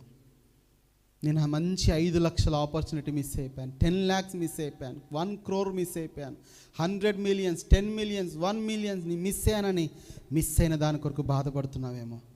నీ దేవుడు విమోచించడంతో పాటు సమకూర్చేవాడు. Is not only a redeemer but is a restorer. అయితే దేవుడు ఈసారి యోబుని ఎట్లా దీవించాడో చూద్దామా? యోబు గ్రంథంలోకి వద్దాం, 1వ అధ్యాయము. అందరూ కూడా బైబిల్ ఓపెన్ చేద్దాం. యోబు గ్రంథం 1వ అధ్యాయం 3వ వచనం చదువుతారా? తర్వాత 42వ అధ్యాయము 12వ వచనం. ఒక్క నిమిషం, ఫస్ట్ 2 తీయండి. 1వ అధ్యాయము అక్కడ చెయ్యి ఉంచి మళ్ళీ 42వ అధ్యాయం 2 ప్యారలల్గా చదువుదాం. 2 అంటే పక్క పక్కన ఉంచినట్టుగా చదువుదాం, ఓకేనా? ఫస్ట్ 1వ అధ్యాయము 3వ వచనం చదవండి.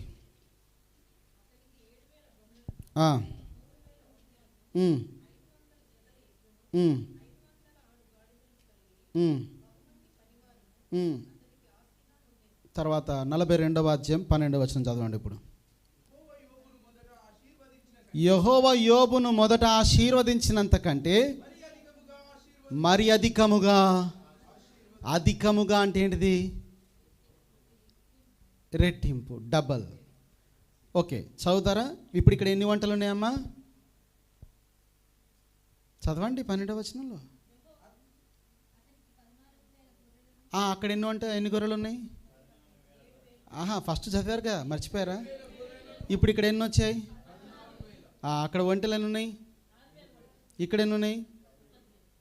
తర్వాత ఇంకా నెక్స్ట్ ఇక్కడ ఎన్ని ఉన్నాయి? అరే ఎందుకండి దేవుడు డబల్ ఇచ్చేసాడు? చెప్పండి. డబల్ ఇచ్చేసాడు. ఆయన చెయ్యి పెద్దదండి కొంచెం. హల్లెలూయా, హల్లెలూయా పని గట్టిగా. డబల్ ఇచ్చాడేంటండి బాబు? అడిగిన దానికంటే ఎక్కువ ఇచ్చాడేంటి? ఆయన మనసు పెద్దదండి, ఆయన ఆశ పెద్దది, ఆయన ఉద్దేశాలు పెద్దవి. భూమి కంటే ఆకాశం ఎంత ఉన్నతముగా ఉందో మీ కొరకు నా మార్గాలు, నా ఆలోచనలు అంత గొప్పగా ఉన్నాయి అన్నాడు దేవుడు. పోగొట్టుకోగా నువ్వు ఉంటావు, మేబీ లాస్ అయ్యి ఉంటావు, ఆపర్చునిటీస్, మంచి మంచి విషయాలు. బట్ గుర్తుపెట్టుకోండి, నీ రక్షకుడు, నీ విమోచకుడు, నీ యొక్క రిస్టోరర్ని నువ్వు కలిగి ఉన్నంత వరకు, దేవుని నువ్వు పోగొట్టుకోనంత వరకు నువ్వు దేన్ని పోగొట్టుకోలేదు. దేవుణ్ణి పోగొట్టుకున్న నాడు నువ్వు అన్నీ పోగొట్టుకున్న వానికంటే ఎక్కువ బాధపడాలి. ఎందుకంటే దేవుడే అన్నిటిని తిరిగి సమకూర్చువాడు. యోబు 10 మంది బిడ్డలను పోగొట్టుకున్న తర్వాత దేవుడు మరల ఇచ్చిన వారి అంత అందమైన వారును, వారి అంత తెలివిగల ప్రజలు లేరాట. ఇక్కడ నాకు ఇంకొక విచిత్రమైన విషయం ఏంటంటే, యోబుకు మేబీ ఒక 80 ఏళ్ళు ఉన్నప్పుడు వ్యాధి వచ్చింది అనుకుందాం. నాకైతే ఐడియా లేదు. ఒక 80 ఏళ్ళలో, ఒక 70 ఏళ్ళు ఉన్నప్పుడు ఆయనకు ఆరోగ్యం పాడైంది అనుకుందాం. దేవుడు ఒక 2 ఏళ్ళకో సంవత్సరానికో ఆయనకు ఆరోగ్యం ఇచ్చాడు. ఇప్పుడు ఈయన ఆరోగ్యం ఇచ్చినప్పుడు మరలా 80 years ఉన్న ఏజ్ ఇవ్వలేదండి బాబు. ఆయనకు 40 ఏళ్ల వయసు ఉన్నట్టుగా దేవుడు ఆరోగ్యవంతుడిగా మార్చేశాడు. ఎందుకంటే దేవుడు నయమానుని బాగు చేసినప్పుడు ఆ 80 ఏళ్ల ముసలోని 80 ఏళ్ళు ఉన్నట్టుగా బాగు చేయాలి. 80 ఏళ్ళని 20 ఏళ్ళ కింద తగ్గించేశాడు దేవుడు. పసిపిల్లవాని వంటి శరీరము కలిగిన వాడిగా మారిపోయాడట. సో ఏజ్ని కూడా దేవుడు రెడ్యూస్ చేశాడు. అంటే దేవుడు నూతన బలాన్ని ఇవ్వడం అంటే నీ వయసు 80 ఏళ్ళు ఉంటే 80 ఏళ్ళే కాదు, నీ వయసు 80 ఏళ్ళు ఉండొచ్చు, కానీ ఆరోగ్యము దేవుడు అంటున్నాడు నీకు తగ్గించి ఇంకా ఇస్తారా బాబు, కంగారు పడక. దేవుడు ఆయన దీవించిన. ఇక్కడికి ఒక మెరాకల్ కూడా జరిగిందండి యోబు విషయంలో. ఏమిటి ఆ యోబు విషయంలో జరిగిన అద్భుతమైన చూద్దాం. చూడండి, బంధువులందరూ పని కట్టుకొని వచ్చారు. ఏం చేశారమ్మా? తర్వాత 13వ వచనం చదవండి, 42వ అధ్యాయం, జాబ్ చాప్టర్ 42.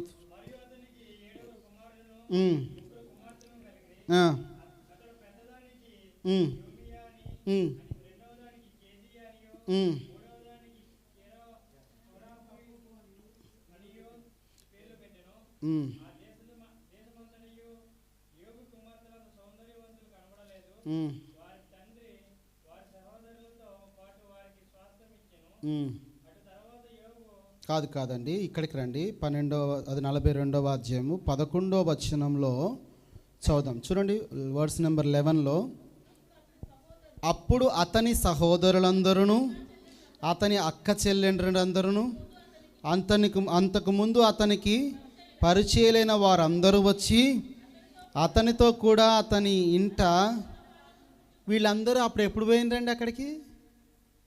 యోబు కష్టాల్లో ఉన్నప్పుడు, వ్యాధుల్లో ఉన్నప్పుడు, బిడ్డలు కోల్పోయినప్పుడు, ఆరోగ్యాన్ని కోల్పోయినప్పుడు ఒక్క బంధువు కనబడ్డాడు అక్కడ? ఎవరైనా స్నేహితులు ఒక్కళ్ళు కనబడ్డారా?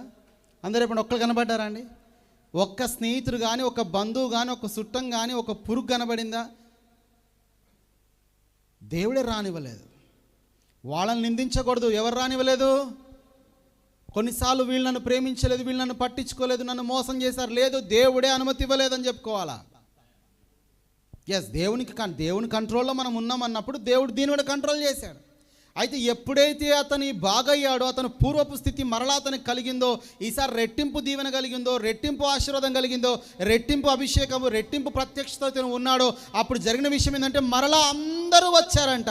వచ్చి దేనికోసం మాట్లాడుతున్నారు? యోబు, నువ్వు ఎంత బాధపడ్డావయ్యా, ఎంత బాధపడ్డావు. ఏది బాగైన తర్వాత వచ్చి వాళ్ళందరూ దుఃఖాన్ని ఏది జరిగిపోయిన సంగతులు మరలా గుర్తు చేసి కాసేపు ఏడిచారు. వాళ్ళు చేసిన పని కూడా బాగుంది. అక్కడ చూద్దాం ఒకసారి ఏముందమ్మా. అన్నపానములు పుచ్చుకొని యెహోవా అతని మీదకి రప్పించిన సమస్తను బాధను గూర్చి ఎంత లేసి దుఃఖములు పొందితివని అతని కొరకు దుఃఖించుచు అతనిని ఓదార్చిరి. దేవునికి స్తోత్రం చెప్పండి. ఏం చేశారట? ఓదార్చిరి. ఇదియుగాక ఒక్కొక్కడును ఒక్కొక్క వరహాను, ఒక్కొక్కడును ఒక్కొక్క బంగారు ఉంగరమును అతనికి తెచ్చి, అతను బాగైనకు 1000 మందిని ఎగ్జాంపుల్ ఒక విందుని ఏర్పాటు చేస్తాడు అనుకుందాం. 1000 మందిని పిలిచాడు అనుకుందాం. 1000 మంది వచ్చి ఓదార్పు అతన్ని ఓదార్చిన తర్వాత ఏం చేశారంట? ఒక్కొక్కరు ఏం చేశారంట? మీరు చెప్పండి. ఒక్కొక్క వరహాను, ఒక్కొక్క, అంటే ఇప్పుడు 1000 మంది 1000 ఉంగరాలు ఇచ్చారు, 1000 మంది 1000 వరహాలు ఇచ్చారు. ఎవరికి ఇచ్చారు? ఆ యోబు పేదవాడా ఐశ్వర్యవంతుడు? ఇప్పుడు మునుపున్న దానికంటే 2 ఆల్రెడీ దీవించబడిన వాడి దగ్గరికి మరలా దీవెనలు వస్తున్నాయి. నీవు నిత్యము దీవెనగా ఉందువు అని దేవుడు వాగ్దానం చేశాడు. ఎందుకు నేను అనిపిస్తుంది, వీళ్ళు ఇప్పుడు పోయి బంగారు రింగులు ఇచ్చి, ఇప్పుడు వరహాలు ఇచ్చి, ఇప్పుడు ముచ్చట్లు ఎందుకు పెట్టారని ఆయన అంటే, దేవుడు బిడ్డ అప్పుడు నా కొడుకు బాగోపోతే మీరు వెళ్ళి ఒక్కడ చూడలే కాబట్టి ఇప్పుడు దానికి పని ఏమంటారు, చాలాన్ని కట్టండి పోండిరా, వెళ్ళి కట్టండి, చాలాన్ని కట్టండి పోండి, పెనాల్టీ మీకు, అది మీకు ఏమంటారు పరిహారం. ఇప్పుడు నిన్ను ఎవడు ఓదార్చలేదు, బాధపడలే, నన్ను పట్టించుకోలే, నన్ను చూడలే, నన్ను ముచ్చటి వదిలే, ఒక దినం వస్తుంది దేవుడు వడ్డీతో సహా తిరిగి చెల్లిస్తాడు నేను నీకే. అలలు చెప్పండి గట్టిగా. Because you are trusted in the Lord. నువ్వు దేవుని శక్తినందు విశ్వాసం ఉంచావు, దేవుని వాక్యమునందు నీ విశ్వాసం. ఇదే కార్యం ఈ పరిచర్యలో కూడా దేవుడు జరిగించబోతూ ఉన్నాడు. మొట్టమొదటిగా ఒక మాట చెప్తా వినండి. దేవుడు విమోచించడం మాత్రమే కాదు, దేవుడు అంటున్నాడు నేను నిన్ను తిరిగి సమకూరుస్తాను. సమకూర్పులో నువ్వు పోగొట్టుకున్న ఆనందం నీకు తిరిగి సమకూర్చబడాలి. 51లో దావీదు అంటున్నాడు, నా రక్షణను గురించిన ఆనందం తిరిగి మరలా నాలో పుట్టించు. నీ యొక్క రక్షణను గురించిన ఆనందం నీలో కలగాలి. నీలో విశ్వాసమును గురించినటువంటి మరలా యొక్క విశ్వాసపు స్థాయి రావాలి, మరలా భక్తి రావాలి, మరలా ప్రార్థన రావాలి, మరలా దేవుని జీవం రావాలి, మరలా విశ్వాసంతో అడుగులేటు రావాలి. ఇవన్నీ జరుగుతూ ఉండగానే యేసు ప్రభు పునరుద్ధరణైన తర్వాత జరిగిన మొట్టమొదటి అద్భుతమైన తెలుసు, అపోస్తల కార్యంలో పరిశుద్ధాత్మ వారి మీదకి వచ్చింది. అపోస్తల కార్యం 1వ అధ్యాయంలో యేసు ప్రభు ఆరోహణమై వెళ్ళిపోయిన తర్వాత వీళ్ళంతా కూడా ప్రార్థనలో ఉన్నారు. ఒక అపోస్తలుని కోల్పోయిన స్థానంలో మరొక ఆయన చీటీలేసి ఎన్నుకున్నారు. ఎందుకంటే అప్పుడు దేవుని ఆత్మ నడిపింపు లేదు కాబట్టి దేనిపైన ఆధారపడ్డారు? వాళ్ళు చీటీలపైన ఆధారపడ్డారు. కానీ ఇప్పుడు దేవుడు అంటున్నాడు 2వ అధ్యాయంలో జరిగిన మొట్టమొదటి అద్భుతం ఏంటంటే పరిశుద్ధాత్మ అకస్మాత్తుగా వారి మీదకి వచ్చాను. దేవుని ఆత్మ మొట్టమొదటి అపోస్తల కార్యంలో మొట్టమొదటి అద్భుతం ఏంటి తెలుసా? దేవుని ఆత్మ మనుషులు పొందడం. అన్ని అద్భుతాలు తర్వాత ఫాలో అయ్యాయి. మీరు చూడండి, ఆ 2వ అధ్యాయంలోకి అన్ని అద్భుతాలే అక్కడ స్టార్ట్ అయింది, ఇక ఆగలేదు ఈ రోజు వరకు కూడా దేవుడి సంఘంలో. అయితే మొట్టమొదటి అద్భుతం స్టార్ట్ అయింది ఏంటో చెప్పండి? దేవుని ఆత్మను వారు పొందారు.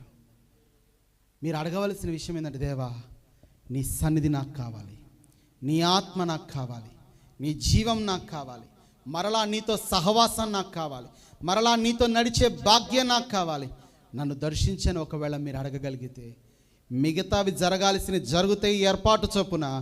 మొట్టమొదటి కార్యం దేవుని ఆత్మకార్యం మనలో జరగాలి. అదే మొట్టమొదటి అద్భుతం. దాని తర్వాత మిగతావన్నీ దాని వెంబట వస్తూనే ఉంటాయి. హల్లెలూయా. అందరూ లేచి నిలబడదామా? అందరూ లేచి నిలబడదామా? ఈ సమయంలో దేవుడు జరిగించబోయే విమోచన కార్యం ఇక్కడ మనం చూడాలి. ఇక్కడ దేవుని విమోచన కార్యాన్ని మనం చూడాలి. ద వర్క్ ఆఫ్ రిడెంప్షన్ ఇక్కడ మనం గమనించాలి. దేవుని పరిశుద్ధాత్మ మన మీద కుమ్మరించబడాలి. అందరూ కూడా హృదయం తెరుస్తాం. దేవా, నా రక్షకుడా, నా విమోచకుడా యేసయ్యా, నా పరిశుద్ధాత్మ దేవుడా, ఈరోజు నా జీవితాన్ని అప్పగించుకుంటున్నాను. ఇప్పుడు వరకు దేవుని పైన నీకు సందేహం ఉన్నదేమో, దేవుని పైన నీకేమో బాధ కలిగిందేమో, ఎక్కడైనా దేవుని నువ్వు సంకోచించావేమో, దేవుని క్షమాపణ అడుగు. తండ్రి, నా జీవితంలో నువ్వు ఇంత గొప్ప ప్రణాళిక కలిగి ఉన్నావని, నిజముగా నువ్వు నన్ను శక్తివంతంగా నన్ను ఇంత భద్రపరుస్తున్నావని నీ వాక్యం ద్వారా మాట్లాడినందుకు వందనాలు. అందరూ కూడా దేవుని స్తుతిద్దామండి. అందరూ కూడా దేవుణ్ణి అడుగుదాం, చేతులెత్తుదాం. ఈ సమయంలో మౌనంగా ఉండే సమయం కాదు, ఇది మౌనంగా ఉండే సమయం కాదు. దేవుని ఆత్మ మనకు కావాలి. మనం కోల్పోయినటువంటి ప్రతిదాన్ని తిరిగి ఇవ్వగలిగిన దేవుడు మనతో ఉన్నాడు. పోయిన దాని కొరకు బాధపడవద్దు, కానీ దేవుడు ఇవ్వబోయే గొప్ప దాని కొరకు మనం ఆలోచన చేద్దాం. పరిశుద్ధాత్మ కొరకు ఆలోచన చేద్దాం. పరిశుద్ధాత్మ కొరకు ఆలోచన చేద్దాం. అందరూ కూడా చేతులు పైకెత్తండి. Thank you Lord Jesus. దేవుని విమోచన కార్యం ఇక్కడ జరగాలి. దేవుని జీవం కలిగిన కార్యం ఇక్కడ జరగాలి. దేవుని విడుదల కార్యం ఇక్కడ జరగాలి.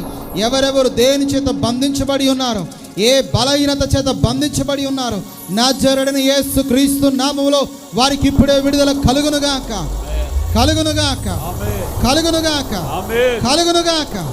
అయ్యా, బంధించబడిన వారిని విడిపించుటకు వచ్చి ఉన్నారని చెప్పావు. యేసు నామములో విడుదల కార్యం జరుగునుగాక. ప్రతి బలహీనపరచు ఆలోచనలు, బలహీనపరచు అవిశ్వాసము, బలహీనపరచు ఆత్మలు, బలహీనపరచు వ్యాధులు, బలహీనపరచు మాటలు, బలహీనపరచు శక్తులు యేసు నామములో వారిని వదిలిపోవునుగాక. ఆమేన్. ఇప్పుడే హల్లెలూయా, హల్లెలూయా, హల్లెలూయా. దేవుని శక్తికై స్తోత్రం చెప్తాం. దేవుని మహిమపరుద్దాం. దేవుని పరిశుద్ధాత్మ కుమ్మరించబడుతుంది. దేవుని ఆత్మ కుమ్మరించబడుతుంది. Thank you Lord Jesus. Hallelujah, hallelujah. దేవుడు నడుము నొప్పిలో, వెన్ను ఎముకలో ఉన్న సమస్య నుంచి దేవుడు బాగు చేస్తున్నాడు. Thank you Lord Jesus. Already దేవుడు వెన్ను ఎముకను ముడుతున్నట్టుగా నేను గమనిస్తున్నాను. వెన్ను ఎముకలో ఉన్న సమస్య నుంచి విడిపిస్తున్నాడు. కిడ్నీలో ఉన్నటువంటి సమస్య నుంచి విడిపిస్తున్నాడు. హల్లెలూయా. దేవుని జీవం కలిగిన పవర్, యేసు ప్రభు యొక్క పునరుద్ధానపు శక్తి ఇదిగో ఇప్పుడే గర్భములో ప్రవేశిస్తుంది. గడ్డల విషయంలో దేవుడు శక్తిని కుమ్మరించబోతున్నాడు. దేవుడు శక్తి కనికరము వారి మీదకి రాబోతుంది. Thank you Lord Jesus. Thank you Lord Jesus. అందరూ కూడా దేవుని స్తుతిద్దాం. దేవునిపై చూద్దాం. యెహోవా నన్ను దర్శించమని విశ్వాసముతో అడుగుదాము. Hallelujah, hallelujah, holy spirit. Hallelujah, hallelujah. Thank you Lord Jesus.